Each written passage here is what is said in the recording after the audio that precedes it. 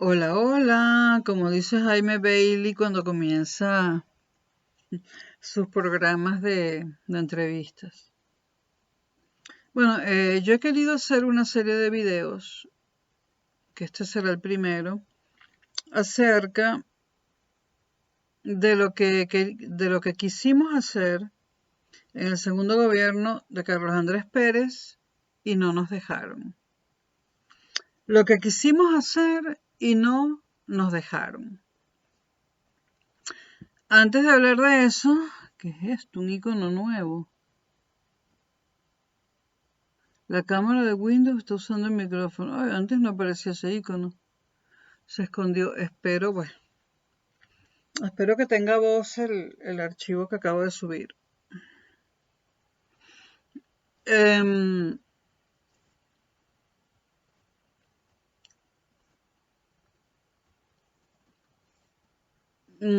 para hablar de lo que quisimos hacer en el segundo gobierno de Carlos Andrés Pérez y no nos dejaron, hay que hablar de los antecedentes. No voy a hablar del gobierno de Marcos Pérez Jiménez, sino voy a empezar a hablar de. No va a ser como el video de historia de Venezuela, va a ser un video que va a recalcar, o una serie de videos que van a recalcar los aspectos económicos, ¿no? De las políticas económicas. Bueno, el 23 de enero de 1958, después de varios intentos fallidos, es derrocado Marcos Pérez Jiménez.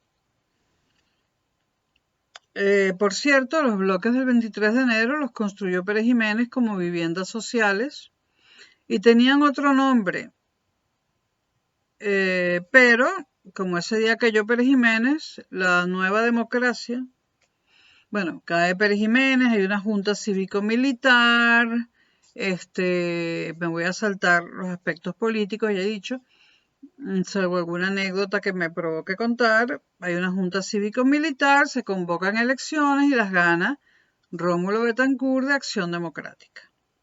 Los bloques del 23 de enero que estaban recién construidos y nunca se terminaron porque tumbaron a Pérez Jiménez y el acabado final no se lo dieron a los bloques. Los bloques del 23 de enero iban a ser vendidos a gente muy pobre con facilidades de crédito insólitas. Prácticamente cualquiera podía haberlos comprado y fueron idea de Pérez Jiménez. También los que están en Catialamar son de Pérez Jiménez. Bueno, la democracia surgida en 1958, digamos que su primer acto de populismo fue regalarle a un montón de gente los apartamentos de los bloques del rebautizado como 23 de enero, urbanización Barrio 23 de enero. Yo creo que de pequeño, de preadolescente, una vez fui, por lo menos una, con mi mamá a visitar a alguien en uno de esos bloques, una conocida de mi madre, y me asombró lo amplios que eran los apartamentos, ¿no? Lo amplios que eran los dormitorios, la cocina, todo, ¿no? Estaban muy bien hechos, muy bien pensados, no eran simplemente cajones o cabetas donde meter a la gente, sino que eran apartamentos amplios, con espacios, con pasillos amplios, escaleras amplias y espacios comunes verdes, ¿no? La democracia, nacida en 1958, nunca les dio mantenimiento. Esos bloques no existirían sin Pérez Jiménez. Bueno, comienza el gobierno de Rómulo Betancourt en 1958. Antes de eso, se reúnen Rafael Caldera, Jovito Villalba y Rómulo Betancourt en la casa de Rafael Caldera en la urbanización El Paraíso en Caracas, una casa llamada Punto Fijo, y hacen un pacto de estabilidad política. El pacto de sí. ¿Por qué hacen este pacto? Porque analizando la caída de Rómulo Gallegos, el primer presidente electo que tuvo Venezuela, Analizando el derrocamiento de Rómulo Gallegos en 1948, perdón, por el derrocamiento por parte de Marcos Pérez Jiménez, se hicieron la pregunta de por qué fueron derrocados los 3 primeros años de democracia en Venezuela, que van desde 1945 a 1948. Bueno, se dieron cuenta, en primer lugar, por una parte se dieron cuenta que ese gobierno de Rómulo Gallegos, surgido de las urnas electorales mediante votación universal, secreta, directa, ese gobierno representativo, era una democracia representativa, ese gobierno fue tumbado, fue derrocado, por una parte porque los adecos y la nueva democracia, el estreno de la democracia en 1945, del 45 al 48, esa nueva democracia decidió ser sectaria. ¿Qué es el sectarismo? Bueno, es gobernar solo para un sector y olvidar los otros sectores o incluso agredirlos. En el trienio ADECO, como se conocen esos 3 años, porque primero gobernó una junta militar, pero estaba llena de adecos, y después Rómulo Gallegos, en el trienio ADECO hubo sectarismo. Se gobernó para los pobres, para los analfabetos, es decir, se hicieron campañas de alfabetización, se empezaron a construir hospitales públicos, se pensó solamente en la gente pobre, pero no solamente no se pensó en las clases medias y en los ricos, sino que se les atacó. Por ejemplo, se cerraron los colegios religiosos católicos y esto hizo que, por supuesto, los adecos estuvieran en contra a todos los fieles católicos, pero el pueblo no se daba mucha cuenta. Los católicos que estaban furiosos eran los de clase alta y por supuesto, la cúpula de la Iglesia Católica Venezolana quería derrocar a Rómulo Gallegos como diera lugar. Entonces se cierran los colegios católicos. ¿Y quién estudiaba en los colegios católicos en esa época? Ricos y clase media alta. Se expropian propiedades, ¿no? Y bueno, finalmente en el 48 Marcos Pérez Jiménez tumba a Rómulo Gallegos. En el 58 conversan estos 3 líderes políticos de los que hablé antes y dicen: no podemos volver a ser sectarios. Tenemos que gobernar para todo el país, ricos y pobres. El sectarismo fue un error y por eso nos tumbaron, una de las razones. Otra de las cosas que dijo Rómulo fue: no podemos, aunque Rómulo Betancourt era ateo, por supuesto, a Rómulo dijo: tenemos que respetar todas las creencias religiosas, aunque yo, por ejemplo, no sea religioso. Porque el ataque a la Iglesia Católica fue otra de las causas del derrocamiento de Rómulo Gallegos. En tercer lugar, dijo Rómulo Betancourt, no podemos seguir siendo comunistas, tenemos que ser socialdemócratas, porque el comunismo, porque Acción Democrática, vamos a estar clara, fue comunista en un comienzo, porque el comunismo fue otra de las razones por las cuales nos derrocaron. Y no puede existir un solo partido político, porque eso huele mucho a dictadura y fue otra de las razones por las cuales nos derrocaron. Entonces dijeron, los militares, dijo Rómulo Betancourt,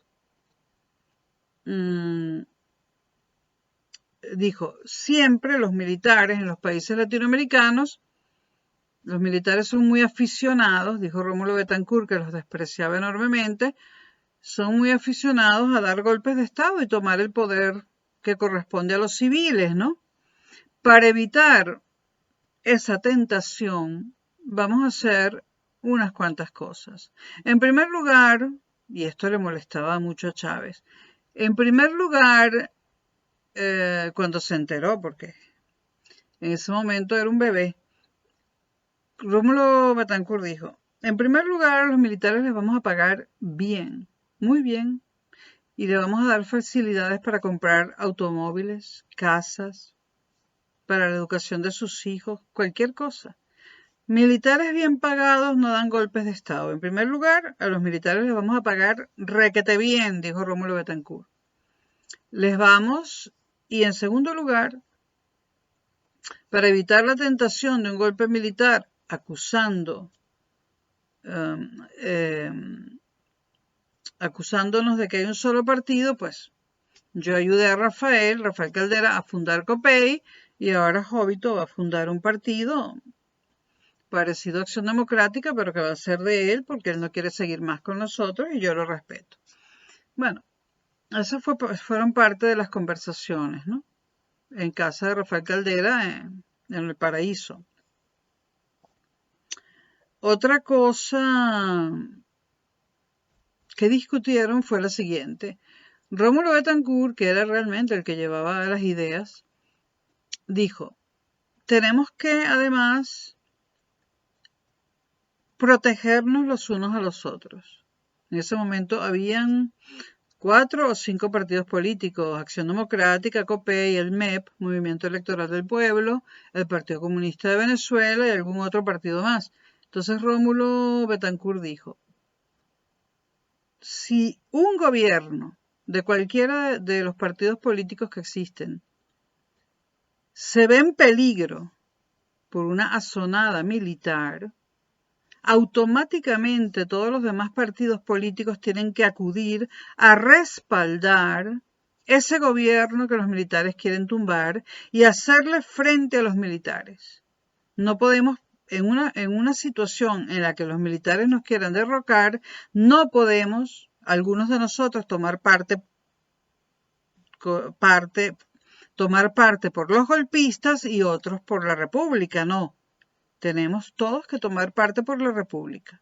Olvidarnos en ese momento de nuestro partido político y apoyar al que esté tratando de ser, derrocado. Cuando el golpe de febrero de 1992 gobernaba Acción Democrática, pero Lorenzo Fernández, se llamaba así, el eterno candidato de COPEI que nunca fue presidente, Eduardo Fernández, perdón. Pero Eduardo Fernández, el 4 de febrero del 92, Pérez huye de la casona, y el cuento me lo sé completo, pero este no es el momento, y termina en Radio Caracas, en Venevisión, ¿no? Y desde ahí le habla al país. Pero inmediatamente llega a Venevisión Eduardo Fernández de COPEI. Y cuando Pérez lo ve, se emociona y le dice, Eduardo, ¿qué haces tú aquí?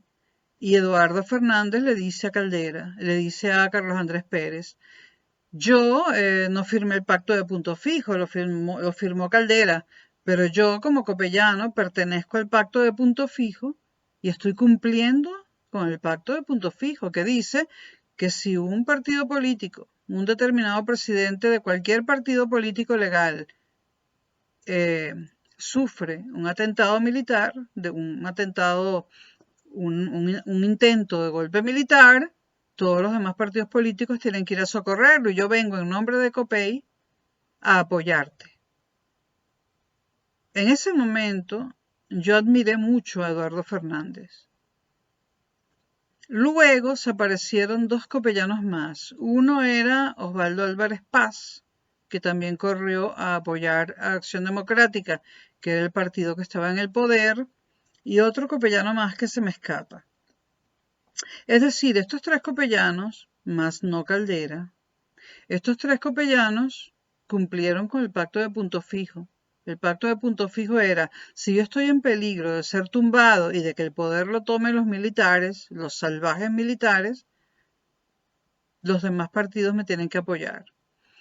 COPEI en general se portó a la altura, exceptuando su dirigente máximo, que era Rafael Caldera. Rafael Caldera, ese mismo día en el Congreso, en el antiguo Congreso de la República, en la Cámara de Diputados, traicionó el pacto de punto fijo que él mismo firmó y ayudó a redactar. Se subió sobre una mesa del Congreso, porque lo vi en vivo, y dijo, los golpistas tienen razón. Ese era, nuevamente, Rafael Caldera, un traidor de nacimiento, No hay palabras, para mí no hay palabras para definir la gran basura que fue Rafael Caldera. Además, un traidor de sus amigos, el traidor de un pacto que fue en parte idea suya. Bueno, el caso es que firmaron este pacto, llamado Pacto de Punto Fijo, porque así se llamaba la Quinta de Caldera en el Paraíso. Cuando Rómulo Betancourt dijo a los militares hay que tenerlos contentos para que no den golpes de Estado, habló de las 3P. Rómulo Betancourt era, como decimos en Venezuela, muy guapachoso, ¿no? Como siempre han sido los adecos, ¿no? Yo no sé los de hoy en día. Muy guapachoso, muy... de ese tipo de venezolanos que a mí me caían bien, ¿no? Rómulo Betancourt dijo con sus grandes gafas de pasta, ¿no? Me lo imagino yo porque yo era un bebé, dijo, a los militares para que estén contentos hay que darles las 3P. Plata, dinero, putas, y no me acuerdo cuál era la otra P, pero bueno, el caso es que durante años parece que hubo un grupo de militares muy ofendidos por eso de las 3P, y Chávez siempre recordaba que el desgraciado Betancourt decía que ellos se podían comprar con las 3P, es decir, con plata, dinero, mujeres, putas, y la otra P. Si alguien se acuerda de cuál era la otra P, me lo dice. Bueno, se firma el pacto de punto fijo. De la parte política del gobierno de Betancourt no voy a hablar. Hubo una persecución de guerrilleros y tal, pero no voy a hablar de eso. ¿Qué pasa con la economía venezolana? Bueno, ¿por qué se llama a ese régimen, a esa república surgida en el 58, la república punto fijista? Bueno, porque reposaba sobre el pacto de punto fijo. ¿Por qué también se le ha llamado a esa república la Guanábana? Porque era verde por fuera y blanca por dentro. Verde era el color de Copey y blanco era el color de Acción Democrática. O sea, la república punto fijista o el punto fijismo, la Guanábana, se le dieron muchos nombres. Venezuela, en ese momento, en la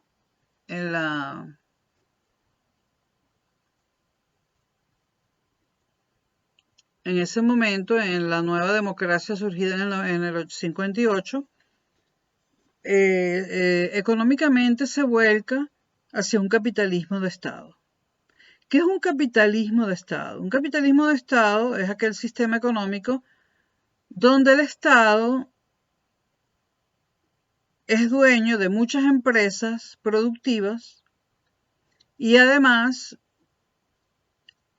ayuda financieramente a las empresas privadas. Para el neoliberalismo que ya existía, que surgió después de la Segunda Guerra Mundial, el neoliberalismo pretendía o buscaba un Estado mínimo, un Estado que se ocupara de la justicia, porque por supuesto eso no puede ser privado, por razones obvias, un Estado que se ocupara de la justicia, de la defensa del territorio nacional, vale decir, de las Fuerzas Armadas, ¿no? Y de un par de cosas más y basta, ¿no? Pero la producción de bienes y servicios, según el neoliberalismo, debía corresponder a los ciudadanos y ellos deberían producir lo que a bien tuviesen producir, lo que a bien quisiesen producir.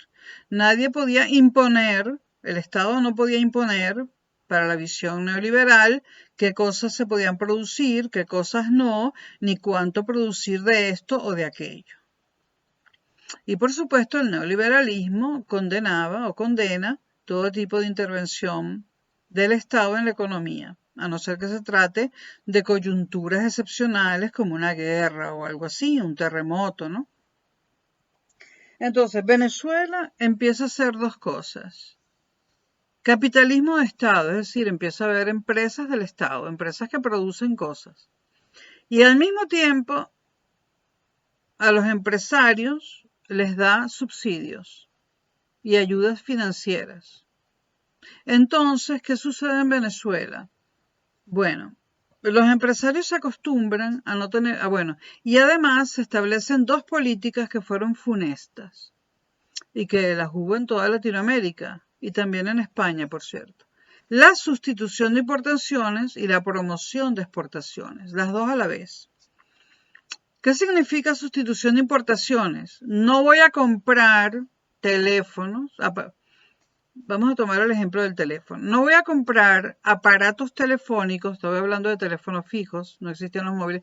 No voy a comprar como país, no voy a permitir que se importen teléfonos fijos, aparatos telefónicos.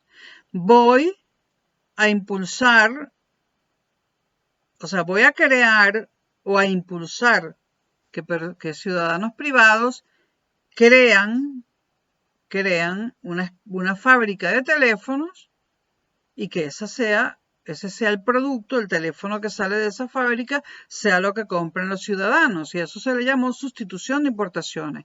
Afuera los teléfonos Philips, Sony, nada de eso se podía importar, out. Un solo teléfono producido por una empresa, o del Estado o subsidiada por el Estado. Ese teléfono existió, lo tuvimos todos los venezolanos de mi generación. Era gris, horroroso, funcionaba mal y la marca era Maplatex. Maplatex. Era el único modelo de teléfono que había en Venezuela. Todos los hogares venezolanos teníamos un Maplatex. Maplatex no era una empresa del Estado, era una empresa privada que pertenecía a Fede Cámaras y recibía un dineral del Estado para mantenerse con vida porque los teléfonos Maplatex daban pérdidas. La empresa que construía el teléfono, que fabricaba, perdón, el teléfono Maplatex, dio pérdidas siempre a lo largo de toda la Cuarta República, la ahora llamada Cuarta República, que no era la cuarta, pero eso no es tema de este video. La empresa que fabricaba los Maplatex siempre estuvo en números rojos. Gastaba más en personal, en materia prima, en todo, que lo que le entraba por la venta de los teléfonos, porque además había otro error más que siempre acompaña al capitalismo de Estado, a la centralización, a la economía centralizada y a la sustitución de importaciones y promoción de exportaciones. A esas cuatro cosas, que son cuatro desafueros, las acompaña siempre el no tener competencia y la falta de calidad, por tanto, de los productos, ¿no? ¿Para qué Maplatex iba a ser un teléfono de mayor calidad si era el único que había en el mercado? No tenía por qué mejorar la calidad, puesto que no tenía competidores.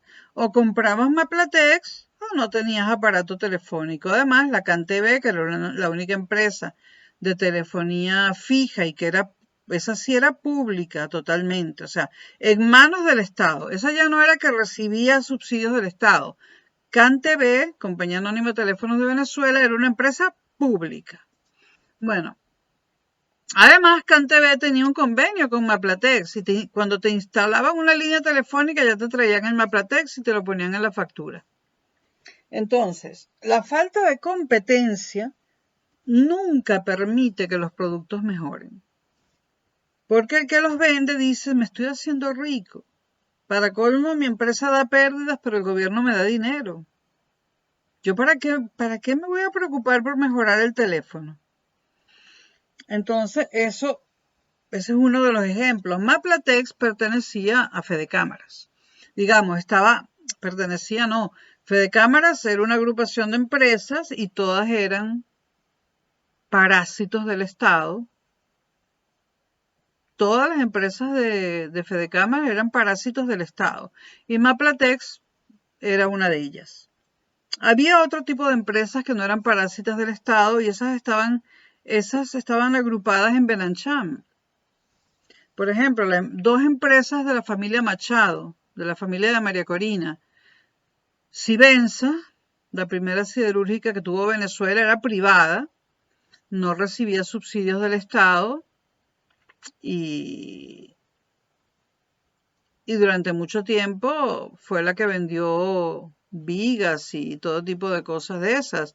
Luego, claro, surge Sidor, una empresa pública, 100% pública, y por lo tanto puede vender las vigas y las cabillas al precio que le dé la gana, porque entre otras cosas las empresas públicas dentro de un régimen de capitalismo de Estado no tienen por qué dar ganancias, pueden dar pérdidas, no hay problema.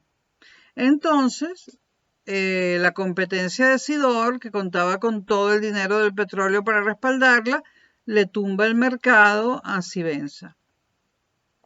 Y luego estuvo una empresa, la electricidad venezolana pertenecía a Cadafe, una empresa pública que proveía de electricidad a toda Venezuela menos a Caracas. ¿Quién proveía de electricidad a Caracas? La electricidad de Caracas, que era nuevamente de la familia Machado Zuloaga, de la familia de María Corina, igual que Civenza. El único lugar de Venezuela donde la electricidad funcionaba bien era Caracas. ¿Por qué? Porque era privada y no pertenecía a Fedecámaras. No estaba agrupada en Fedecámaras. Los Machado Zuloaga fueron una familia que siempre estuvo en contra del capitalismo de Estado, ¿no? Fueron grandes constructores del país y sabían muy bien que ese capitalismo de Estado unido a una política de centralización de la economía, unido a la sustitución de importaciones, unido a la promoción de exportaciones, etcétera, solo podía acabar con el país, como de hecho acabó. Entonces, otras empresas que yo recuerde de Fedecámaras, agrupadas en Fedecámaras, Sonotex. Sonotex era una empresa que sacaba un solo cassette de 90 minutos.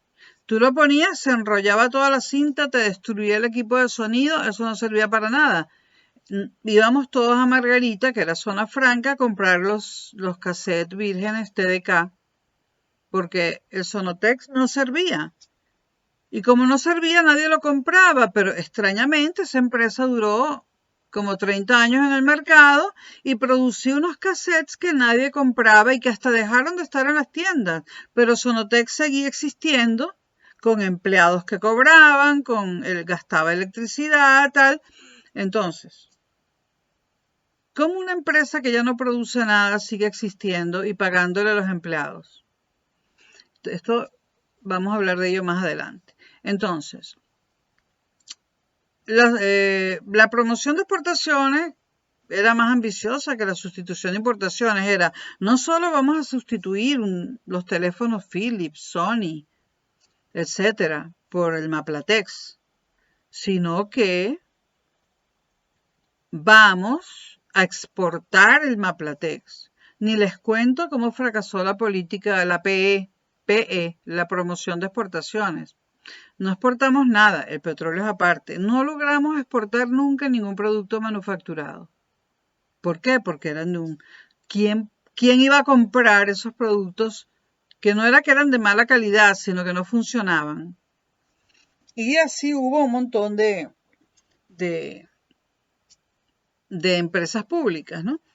De empresas privadas con subsidios del Estado o de empresas absolutamente públicas, 100% públicas. Hablé del capitalismo de Estado. El capitalismo de Estado es eso, tener empresas públicas productivas, cosa que le debería corresponder, según el neoliberalismo, solamente al sector privado, y además darle subsidios a las empresas privadas existentes. Eso es el capitalismo de Estado. Por otra parte, había una economía centralizada, es decir, el Estado, igual que lo hacía la Unión Soviética, dictaminaba qué se podía producir y qué definitivamente no se podía producir. ¿Y en qué volumen? Cuando eso, según el neoliberalismo, lo tiene que decidir el mercado, el libre juego de la oferta y la demanda. Este,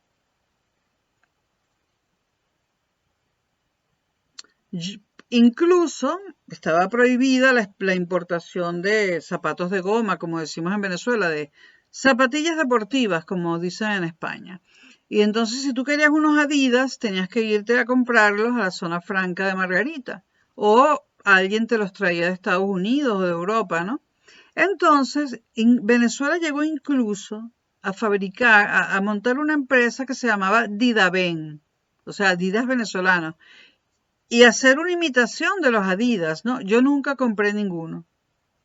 Eran baratos, yo nunca compré ninguno, pero las personas que conozco que intentaron probar los Didaven, tú te lo ponías y al tercer día estaba todo cuarteado y se abría. Se abría completamente y ya no servía para nada.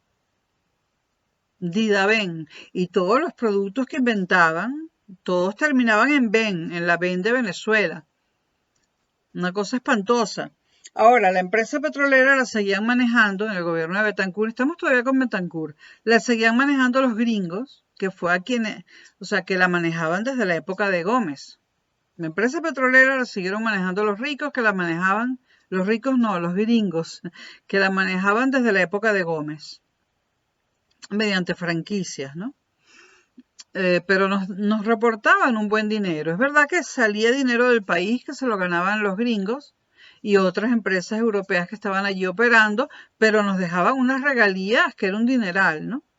Bueno, siguen los gobiernos, llegamos al gobierno de Raúl Leoni, 6368, 6368. El gobierno de Raúl Leoni económicamente sigue como el de Betancourt. Al final hablaré del clientelismo político.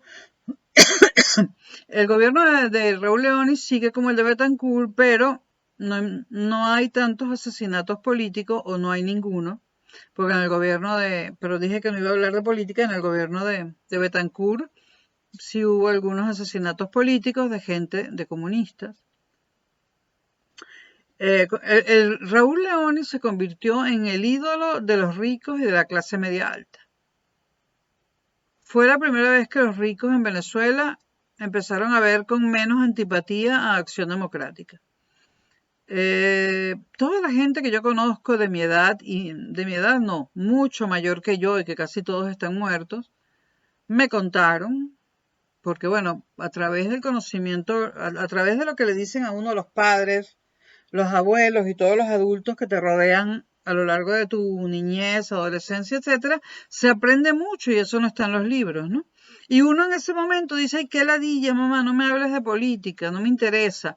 Pero después uno recuerda todas esas cosas y dices, coño, le tenía que haber preguntado a mi mamá esto, y no se lo preguntaste, ¿no? Bueno, entonces, Raúl Leoni al parecer hizo un gobierno muy decente, muy transparente, con prácticamente cero corrupción, y volvió a... Betancourt no se llevaba bien con los ricos, pero Leoni sí.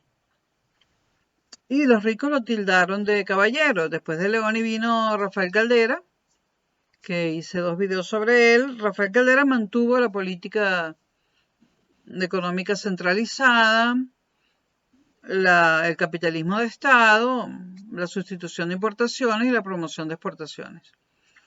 Luego vino el primer gobierno de Carlos Andrés Pérez, del 73 al 78, 1973, 1978, que fue la época más feliz de mi vida. No sé si era porque yo tenía entre 13 y 18 años de edad, la mejor época de mi vida, no digo que de la vida de cualquiera. Y da la casualidad que la mejor época de mi vida estaba el primer gobierno de Carlos Andrés Pérez. Carlos Andrés Pérez en su primer gobierno, y estoy hablando de economía nada más, decide ir más allá en el capitalismo de Estado. Más allá, profundizarlo, y nacionaliza la empresa petrolera, lo cual fue un gravísimo error. Un gravísimo error. Nacionaliza la empresa petrolera y entonces construyen ese edificio que está en la Avenida Libertador con murales y cositas de Cruz 10, si es que no se las han arrancado todas, y lo llama PDVSA, esa era la corporación, digamos, entonces surge Lagoven, Maravén y Corpovén, con el ven. Yo estaba horrorizada. Yo, a pesar de que fue la época más feliz de mi vida, yo cada vez que oía en la tele Lagobén, Maravén, Corpovén, yo me horrorizaba porque es que era de un nacionalismo barato terrible, ¿no? Entonces el campo petrolero, por ejemplo, yo trabajé en un campo petrolero muy poco tiempo, recién graduada de ingeniero, en los Llanos Orientales, en el campo petrolero de San Tomé, que era de Corpovén cuando yo trabajé allí, pero ese campo petrolero, ¿cuál era el nombre cuando lo tenían los gringos? Los mapas todavía estaban, todo estaba en inglés. Y ese campo petrolero ya tenía muchos años en manos de los venezolanos, pero todo estaba en inglés, los mapas, todo. Los gráficos, los procesos, todo. Era, bueno, si alguien se acuerda cómo se llamaba cuando estaba en manos gringas el campo de San Tomé, me lo recuerda. Bueno, el nombre era más bonito que Corpoven. Bueno, Carlos Andrés Pérez nacionaliza la empresa petrolera. Venezuela sigue vendiendo petróleo, pero de la corrupción y eso voy a hablar después, pero la nacionaliza. Al nacionalizarla, baja la eficiencia, la eficacia de, de la industria petrolera venezolana. Disminuye la calidad de la gestión.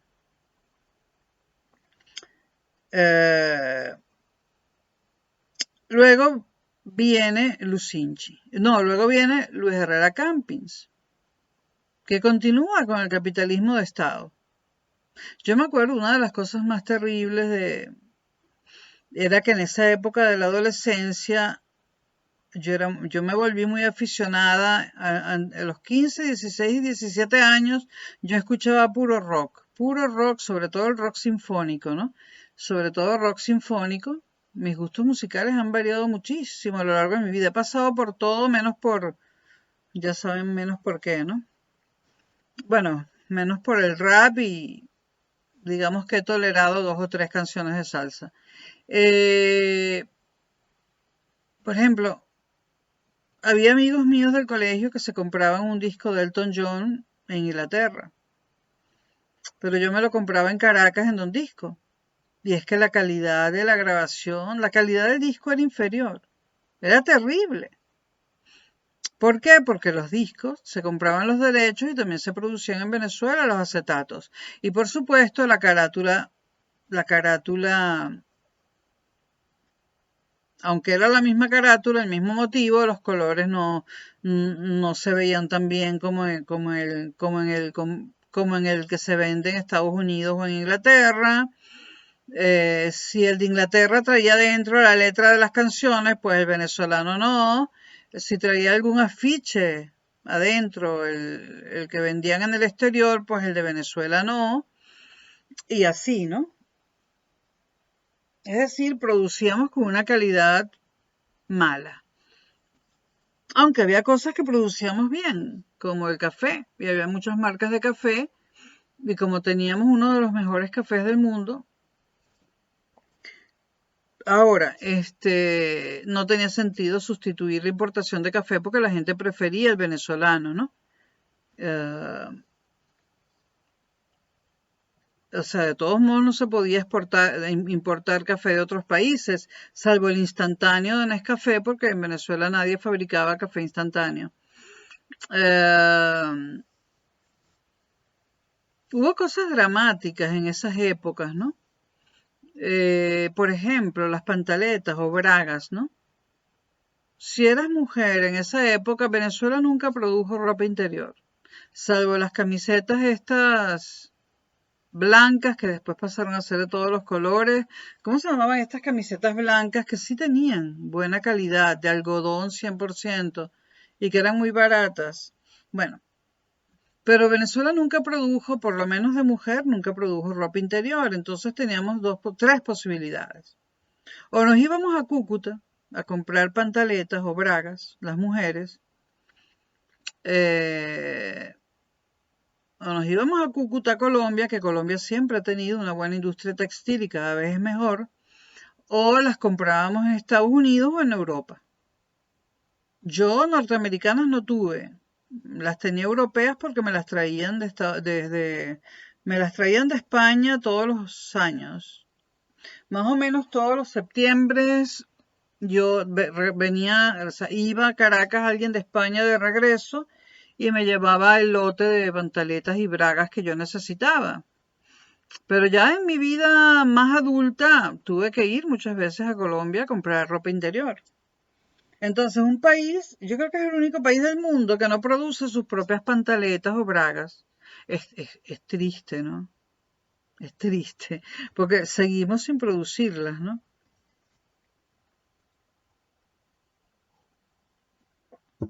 Porque la industria textil nunca fue prioridad para ninguno de esos gobiernos, y entonces no le daban subsidios ni ayudas para fundarlas ni nada. Y yo no sé qué pensaba el punto fijismo, que no hacía falta la ropa, no sé. Em, Luego vino el gobierno de Luis Herrera, que siguió con las mismas políticas, ¿no? Y Luis Herrera cuando tomó posesión y Carlos Andrés Pérez le pasó la banda presidencial, Luis Herrera dijo una frase que a mí me cayó muy mal. A muchos venezolanos lo aplaudieron, a mí me cayó muy mal y la frase era, recibo un país, la dijo en el Congreso, recibo un país hipotecado. Hacía referencia a la deuda externa, pero porque Carlos Andrés Pérez en su primer gobierno pidió dinero prestado al exterior y fue la primera vez que Venezuela en su época democrática pidió dinero prestado al exterior.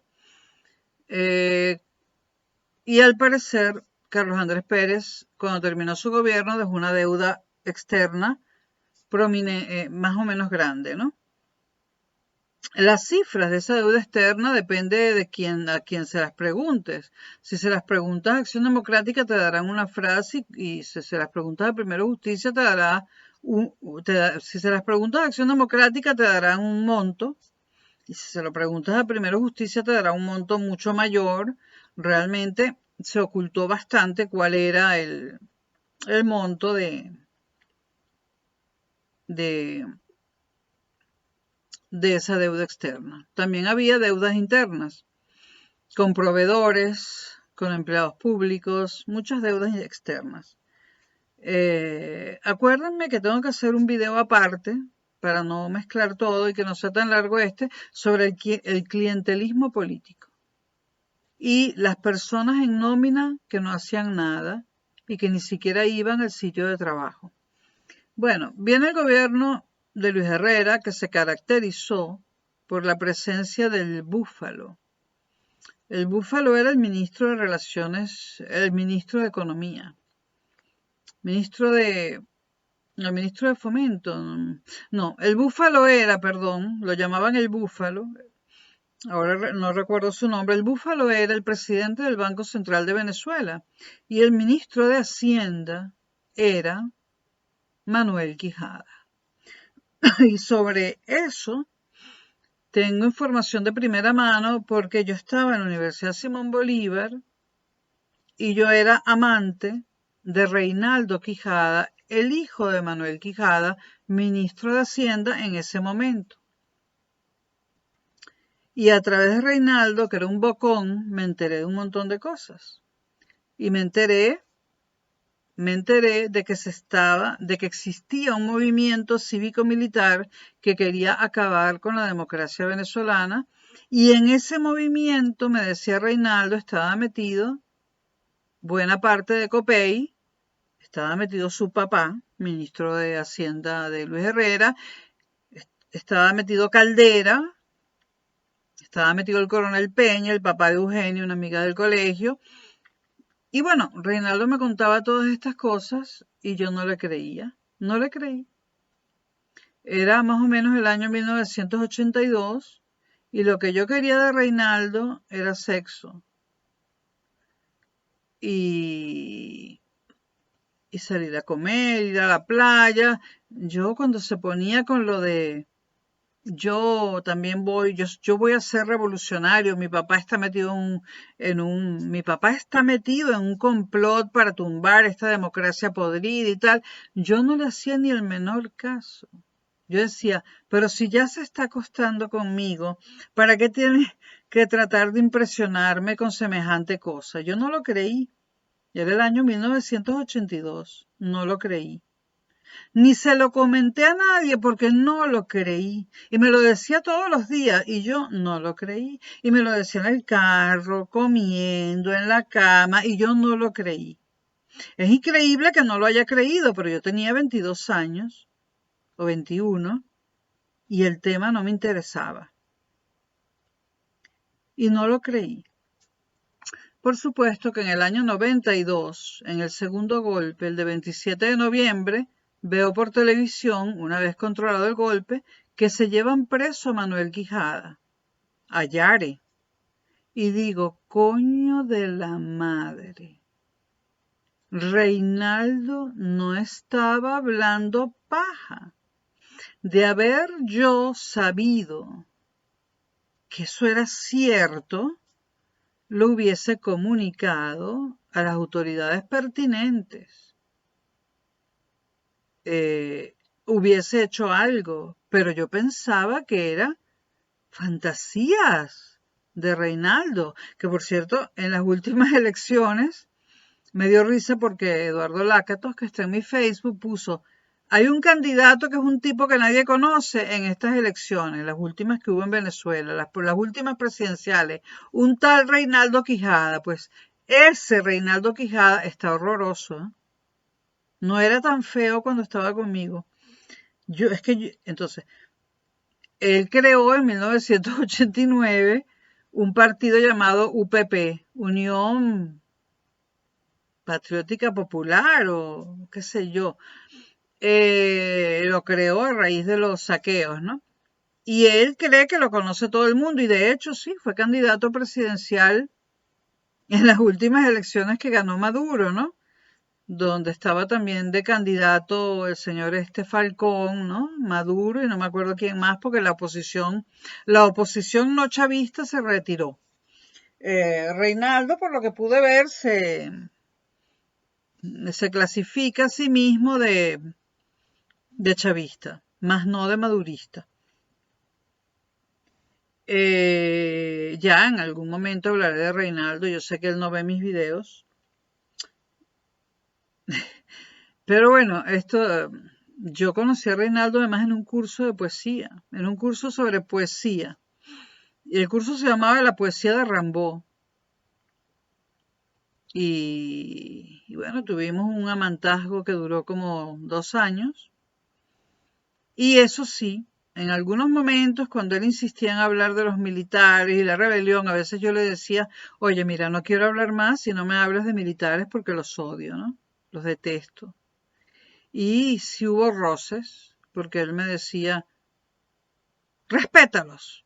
Y yo le decía, pero ¿qué te crees tú? Que porque nos acostamos juntos yo voy a pensar como tú y respetar a los milicos. Hubo otros roces que tuvieron que ver, bueno, cuando vinieron las elecciones que ganó Lucinchi, Reinaldo me dice, ¿por quién vas a votar? Y yo le digo, el voto es secreto. Y como insistió tanto, le dije, por Lucinchi. Me dijo, tú no vas a votar por Acción Democrática, ¿no? Y le dije, sí, querido, yo voy a votar por Acción Democrática. Y me dice, vota, está bien, si no quieres votar por Copey, vota por el MAS. Y le dije, no.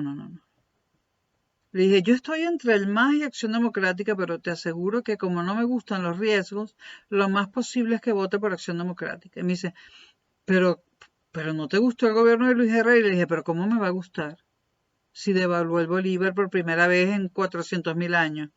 Pero no, vamos a dejar a Reinaldo y entramos. Gobierno de Luis Herrera. Dos personajes que estaban todo el tiempo en primera plana en televisión y periódico. El Búfalo, presidente del Banco Central de Venezuela, y Manuel Quijada, ministro de Hacienda y papá de Reinaldo. A mí me acusaron mis amigos de estar con Reinaldo porque era hijo de un ministro, ¿no? ¿Por qué digo amante y no novio? Porque es que yo nunca he sido mujer de novios. Yo siempre he sido mujer de amantes.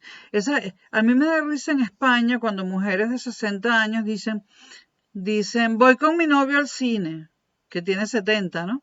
O mujeres de 40 años dicen, no, no, es que mañana veo a mi novio. Yo cuando llegué a España no entendía nada. La gente tiene novio en Europa hasta los 100 años de edad. Yo nunca tuve, bueno, yo tuve un novio, Ludwig, en el colegio, ¿no? Lo demás fueron gente con la que salí, tipos con los que salí. Y Reinaldo, que fue, desde el punto de vista sexual, fue el hombre más importante de mi vida. No desde el punto de vista intelectual ni de amistad, ¿eh? Desde el punto de vista de cama. Em, bueno, entonces Luis Herrera dice en el Congreso, recibo un país hipotecado, haciendo alusión a la deuda externa que deja Carlos Andrés Pérez. Pero Luis Herrera manejó pésimamente mal la economía y Luis Herrera hizo una cosa terrible. A finales de su gobierno, Luis Herrera declaró que por culpa de Carlos Andrés Pérez había que devaluar el bolívar. Y ese día que él lo dice en televisión, en cadena nacional, es ese día que en la historia económica de Venezuela se ha bautizado como el Viernes Negro. Ese día, Luis Herrera Campins aparece en televisión y dice, $1 no cuesta 4 bolívares con 30 céntimos. Eso es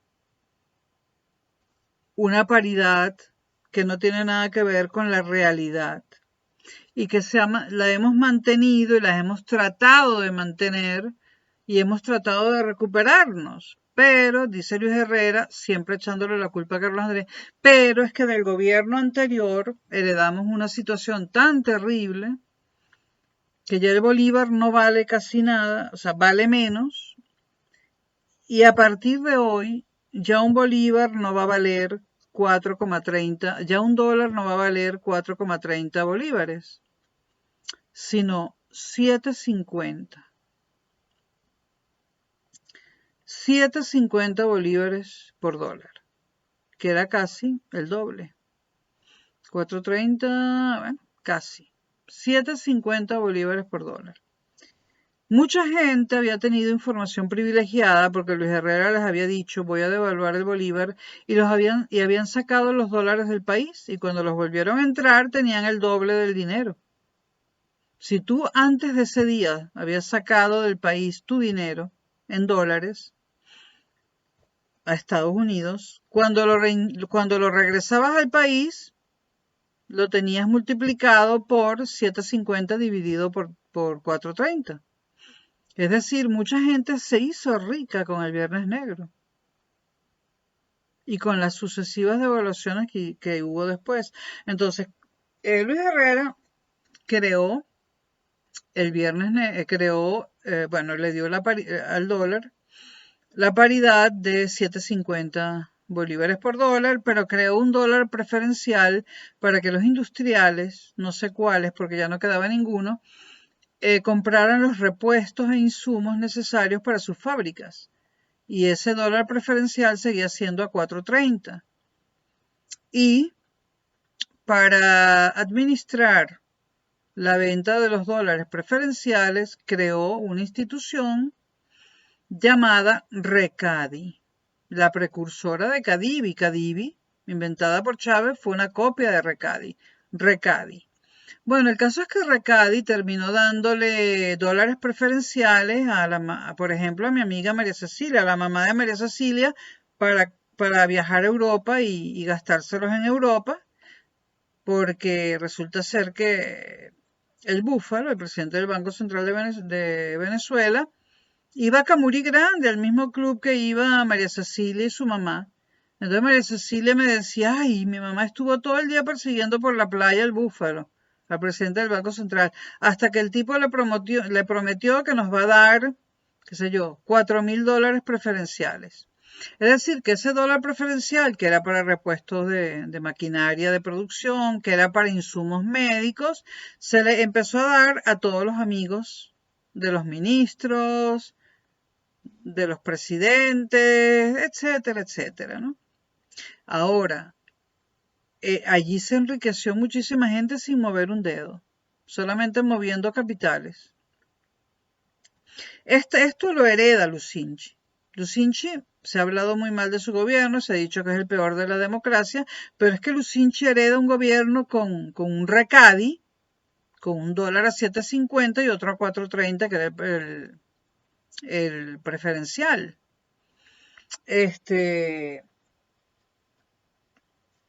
Entonces,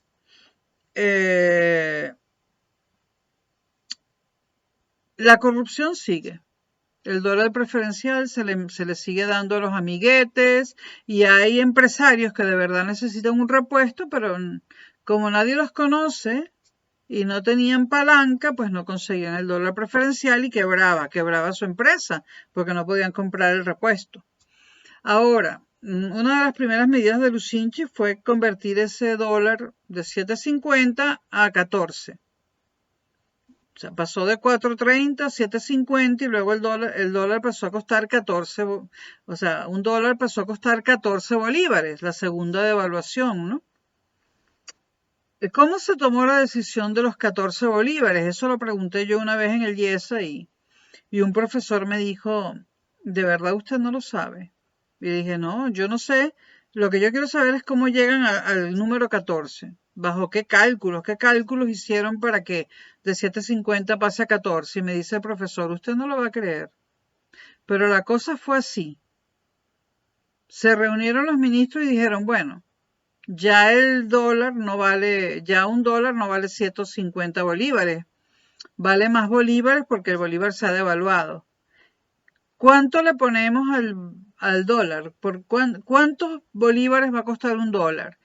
Y entonces los ministros dicen, bueno, el doble más o menos estará por los 15 bolívares por dólar. Y entonces otro ministro dice, esto era en la época de Lucinchi, otro ministro dice, no, si le ponemos 15, el pueblo se va a dar cuenta que multiplicamos 7,5 por 2. Va a ser muy evidente, vamos a ponerle 14.50. Y así se tomó la decisión del precio del dólar. Multiplicaron 7.50 por 2 y daba 15, y para que no pareciera muy obvio, le bajaron un real, 50 céntimos. Y así se tomó la decisión y luego hubo más devaluaciones. Y seguía habiendo dólares preferenciales que por supuesto también se devaluaban, ¿no? Entonces, también aumentaban de precio los dólares preferenciales, ¿no? Y después hubo toda una escala de dólares preferenciales. Existía el de 4.30 para ciertas cosas, uno de 7 para, no sé, para otras cosas, uno de 8, y así hasta llegar al de 14.50. Ese fue el gobierno de Lucinchi. Y seguíamos con la sustitución de importaciones, la promoción de exportaciones.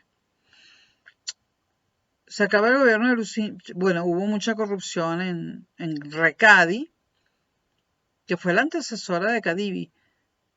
Cadivi hizo lo mismo. Hubo mucha corrupción en Recadi con lo de los dólares preferenciales. Entre los gobiernos de Luis Herrera y Lucinchi se quebró toda la industria metalmecánica venezolana y fue comprada, por cierto, por colombianos que la reactivaron. Y bueno, estos son los antecedentes económicos. Esta es la historia económica desde el 58 hasta el 90, hasta el 88. En diciembre del 88 gana por segunda vez la presidencia de la República Carlos Andrés Pérez, por quien yo voté. El voto más consciente que he hecho en mi vida, tanto en España como en Venezuela. Yo voté en 1988, diciembre, por Carlos Andrés Pérez, totalmente convencida de que su paquete económico, salvo ciertas divergencias que yo tenía personalmente, era lo que Venezuela necesitaba.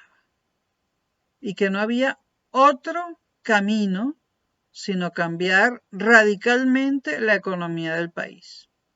La pobreza había aumentado terriblemente, los servicios públicos no funcionaban, todo era un desastre, había que hacer un cambio en la política económica, en toda la economía venezolana, y por eso decidí, luego de haberme invitado a ese gobierno, decidí aceptar la invitación. Y de no haberla aceptado, mi vida hubiese sido otra. Y bueno, estos son los antecedentes. Solo quiero hacer un comentario sobre lo que es el clientelismo político. Del 58 al 88, 30 años, ¿no? En esos 30 años, para mantenerse Acción Democrática y Copey en el poder y que la gente no se quejara, hicieron una enorme red de clientes de esos partidos. ¿Cuáles eran los clientes de ese partido? Bueno, las empresas de Fedecámaras, todas daban pérdidas. Todas daban pérdidas, prácticamente.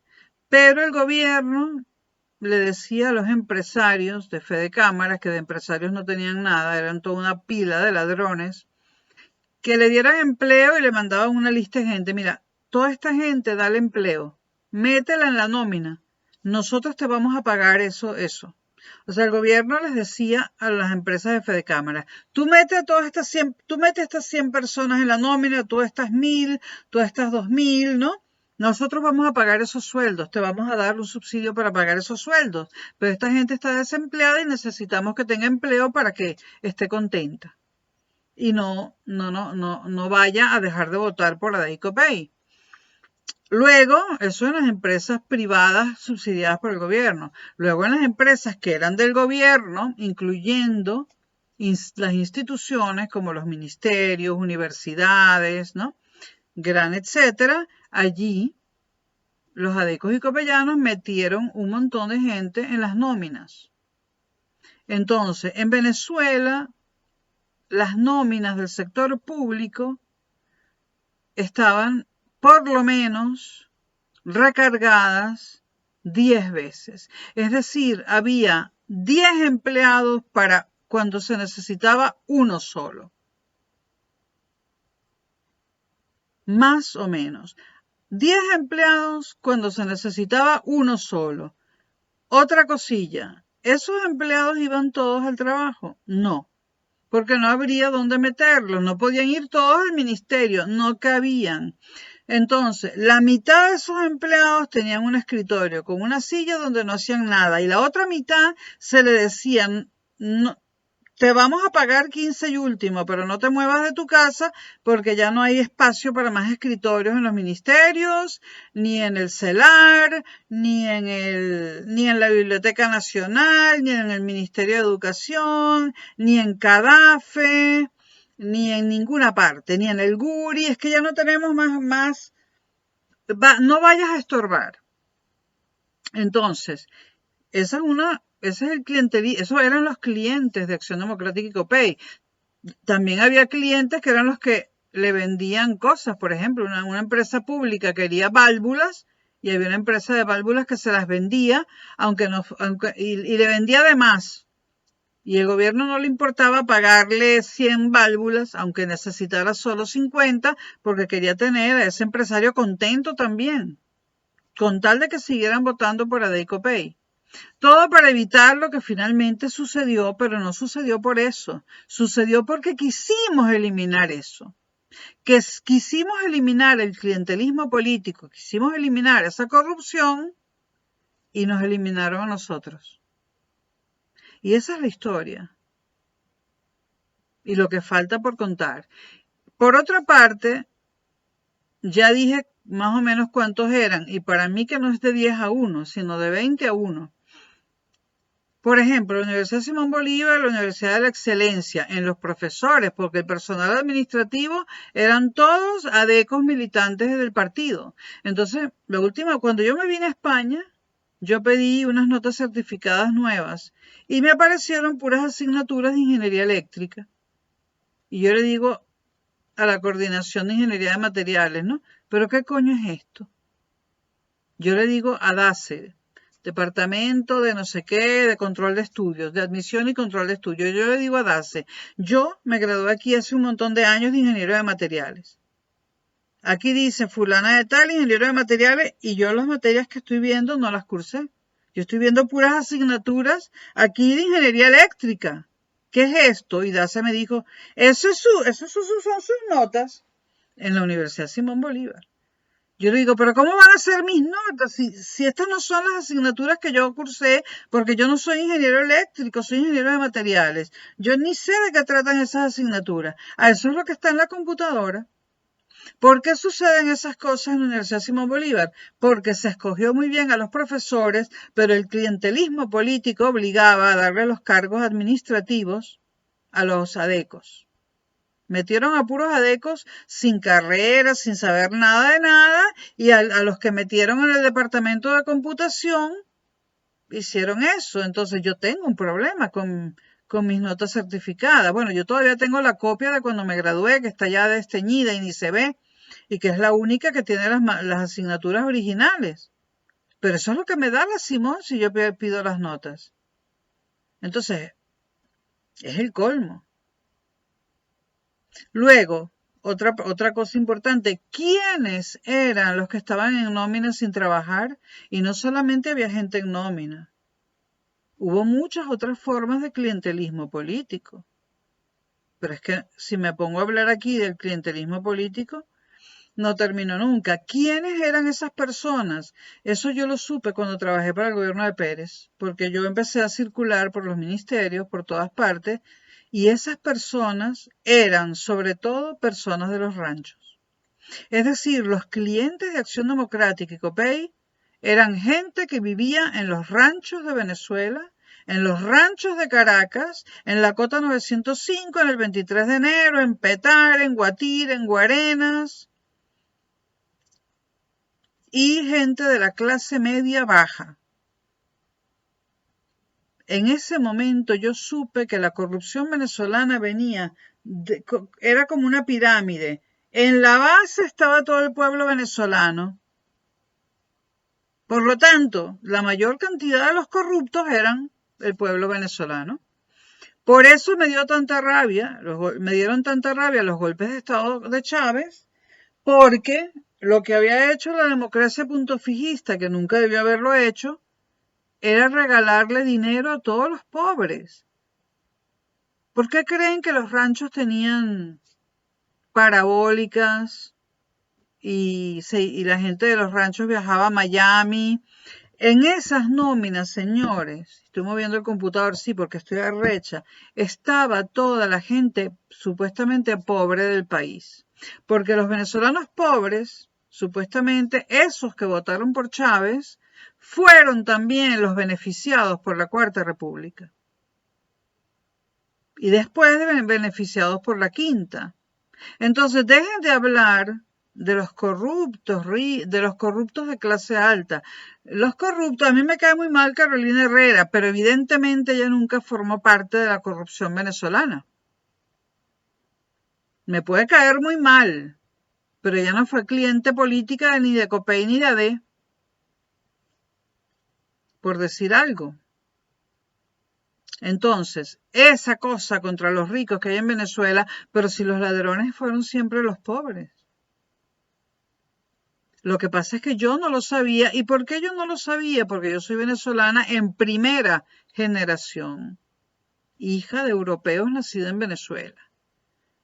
Y gente como yo no sabía cómo se manejaba la cosa pública, como la llamamos en Venezuela. Y eso me lo enseñó Moisés Naín. Me dijo, no diga usted administración pública. En este país se dice la cosa pública. Moisés Naín, que fue mi profesor y luego fue el jefe de mi jefe en el gobierno de Pérez. Pero bueno, hasta aquí los antecedentes del segundo gobierno de Carlos Andrés Pérez. Porque había que explicar lo que estaba pasando antes para poder explicar lo que quisimos hacer para arreglarlo. Y me consta que Carlos Andrés Pérez fue uno de los que colaboró en arruinarlo todo con la nacionalización del petróleo, sobre todo, de la industria petrolera, pero luego quiso arreglar las cosas. Y no nos dejaron. Bueno, hasta aquí este video.